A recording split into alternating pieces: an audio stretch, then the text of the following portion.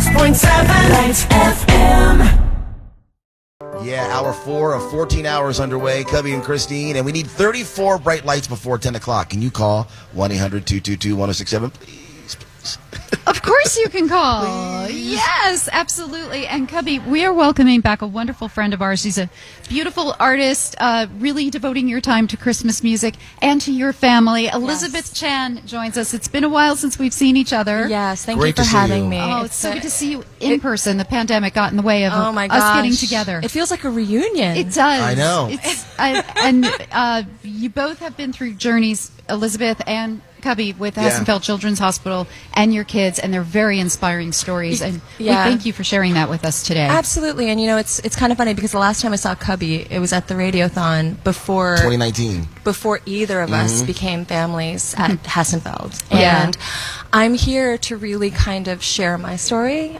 There's a reason why you haven't seen me since the pandemic. I gave birth to my youngest, Ava, and she's a daughter with special needs.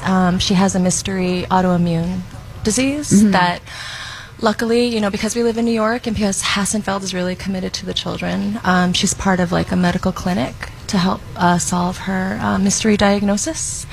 And, you know, I saw firsthand, even though I've been part of the Radiothon and I've been trying to get more bright lights to support this wonderful program, when you're an actual parent and you're in the building with your child and you realize how special that place is, because they make such a really traumatizing time not so traumatic.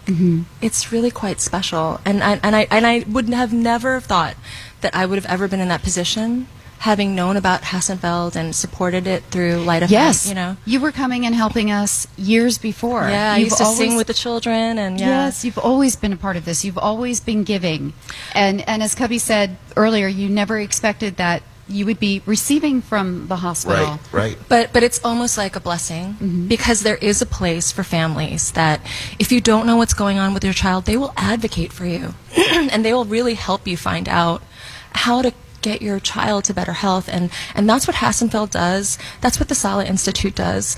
I met a child whose family was living in the hospital because the 6-month-old baby just got a liver transplant, and their 8-year-old sister was living with them there, and they made Halloween so special for them. Wonderful. And I mean, like, that's just the testament of Hassenfeld. My wife and I actually had tears of joy, no joke.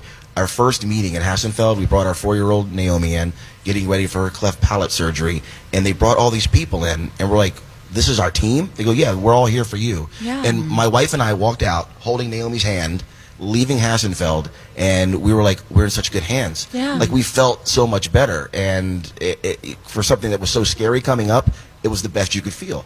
Exactly, and that's why I feel it was important for me to share my side of it, having supported it on the other side, but letting everyone know that this is real and it's a wonderful and a real giving place. Can I put you on the spot? Sure. Doctors off the top of your head, you know? Like Dr. Flores for me, he did the cleft palate surgery for Naomi. We have a speech therapist named Meg. So many people are on the team. Dr. Khan, Dr. Khan? is the doctor that really said, we will figure out what's wrong with Ava because she has a seizure disorder that we thought was just like febrile seizures, but it turns out to be something else. So, you know, he was the one that was advocating and invited all these other doctors to work together with my daughter, and we work with them all the time. And he had brought us the whole entire team of 7 different doctors to figure out what it is for her. You know, genetic testing, blood testing, you know, all of these things that are very traumatic is not traumatic for my daughter. When I bring her into Hassenfeld, they immediately play with her. They immediately go to the playroom. Yep. They treat her first, and then they talk to us second. They make sure that she's safe.